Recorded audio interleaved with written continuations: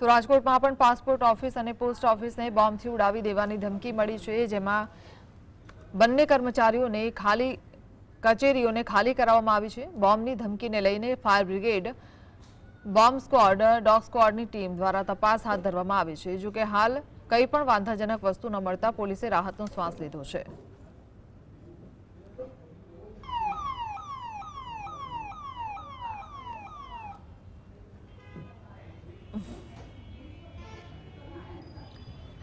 તો રાજકોટમાં પણ કચેરીને બોમ્બથી ઉડાવી દેવાની ધમકી મળી છે। સંવાદદાતા લકીરાજ જોડાયા છે। લકીરાજ, શું જાણકારી? આપને જણાવ્યું કે રાજકોટમાં વધુ એક વખત જે બોમ્બની ધમકી છે તે આપવામાં આવી છે। ઈમેલ મારફત જે પાસપોર્ટ ઓફિસ અને મુખ્ય પોસ્ટ ઓફિસે જે બોમ્બની ધમકી છે તે આપવામાં આવી હતી। જે ધમકીને પગલે જે સ્થાનિક દ્વારા જે પોલીસને જાણ કરવામાં આવી હતી, ત્યારે તાબડતોબ એસઓજી સહિત જે crime branch, bomb squad, dog squad સહિતની ટીમો છે તે ઘટના સ્થળ પર પહોંચી હતી।